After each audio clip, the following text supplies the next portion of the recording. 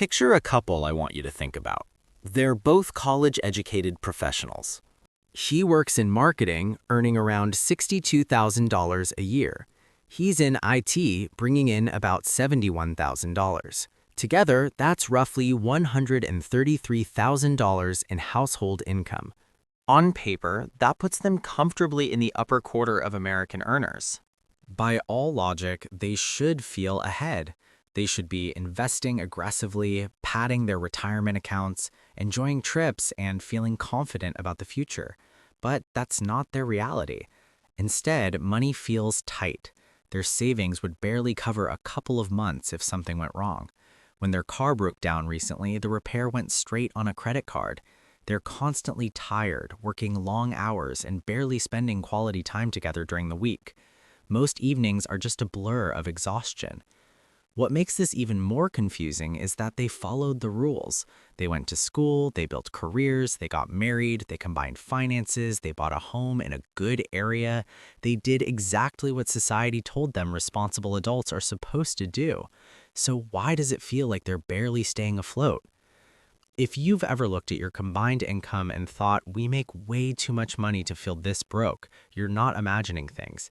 And once you understand what's really going on, a lot of frustration starts to make sense. I'm Rob, and I spend an unhealthy amount of time thinking about why many dual-income households today feel more fragile than single-income families did decades ago. If you're working alongside a partner and still feel like you're running uphill financially, this conversation is for you. We've all been sold a very simple idea. Two incomes are better than one. It sounds undeniable. If one person earning $50,000 can support a household, then two people earning $50,000 each should create abundance, right? Extra savings, extra security, extra freedom. But that's not what happened. What actually happened was a massive shift in how much it costs to live a normal middle-class life. And that shift quietly absorbed nearly every dollar the second income brought in. This dynamic is often called the two-income trap, a term popularized by Elizabeth Warren long before her political career. She studied thousands of families who had filed for bankruptcy and uncovered a surprising pattern. Households with two earners were often more financially vulnerable than those with one. Not because they were reckless, not because they were bad with money, but because their entire financial structure depended on both paychecks continuing without interruption. To understand why, we need to rewind a bit. In the early 1970s, most middle-class families relied on one primary income. One parent worked full-time and the other typically managed the household. That single income wasn't just enough to scrape by. It usually covered housing, healthcare, transportation, food, and still left room for savings. Housing alone often consumed about a quarter of household income. Public schools were reasonably funded across neighborhoods. Healthcare costs were manageable. Most importantly, families had margin, and they had a built-in backup plan. If the main earner lost a job or got sick, the other adult could enter the workforce. That second income wasn't mandatory, it was insurance. Fast forward to today. Dual-income households are now the standard. In most married families with children, both parents work. What used to be a safety net is now the default operating mode. Yes, household incomes are higher than they were decades ago when adjusted for inflation, but expenses didn't rise gently alongside them. They exploded. Home prices have more than doubled relative to inflation. Healthcare costs have increased several times over.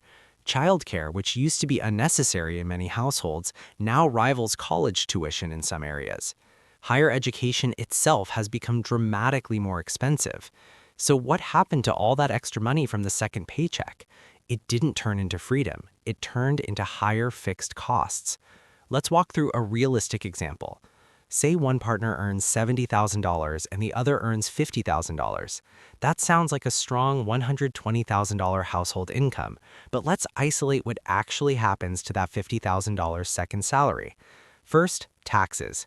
Because it stocks on top of the first income, much of it is taxed at higher marginal rates. After federal, state, and payroll taxes, that $50,000 might shrink to closer to $32,000. Next comes childcare. One child can easily cost $15,000 a year. Two children, double it. Suddenly, most of that second income is already gone. Then add the costs of 2 full-time workers, commuting, extra vehicle expenses, parking, fuel, wear and tear. Conservatively, that can run several $1,000s a year. And then there's the hidden cost almost nobody budgets for: exhaustion. When both adults are working nonstop, time becomes scarce. Cooking, cleaning, home maintenance, and planning get replaced by takeout, convenience services, and outsourcing. These aren't luxuries, they're survival tools for burned out households, but they're expensive. By the time everything is added up, that $50,000 second income might be contributing very little or even nothing to actual financial progress. Yet, psychologically, the household feels wealthy because the gross income number is large, and that's where the trap tightens. Banks approve bigger mortgages, lenders offer larger car loans, lifestyle decisions get based on total income rather than what's truly sustainable. The household becomes dependent on both paychecks arriving every single month without disruption, and life doesn't work that way. When illness, layoffs, burnout, caregiving responsibilities, or unexpected crises appear, there's no buffer. The backup plan was already spent. That's why so many financially successful households are one emergency away from serious trouble. It's not a failure of discipline, it's a structural problem. So what's the alternative? It starts with a mindset shift. Instead of treating 2 incomes as guaranteed forever, build your life as if one income could disappear. Structure your core expenses, housing, transportation, basic living costs, so they can be covered by a single paycheck. The second income becomes a tool, not a requirement. That money can build an emergency fund, eliminate debt, fuel retirement accounts, and create investments that generate real security. It buys flexibility. It buys options.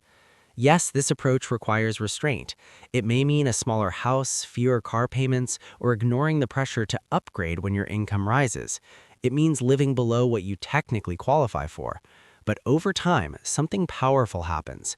Savings grow, investments compound, stress decreases, and eventually you reach the place you thought 2 incomes would take you in the first place: stability, choice, and freedom. The real lesson here isn't about income at all. It's about resilience. True financial security isn't having more money flowing in. It's having room to absorb shocks without everything collapsing. Many families in the past had that margin. Today, too many have traded it away without realizing the cost. 2 incomes aren't inherently bad, but when every dollar is spoken for before it arrives, they don't create safety, they create dependence. Now that you see the trap, the important question is what you'll do differently. If this perspective helped reframe how you think about money, hit the like button and subscribe for more content that challenges conventional financial wisdom.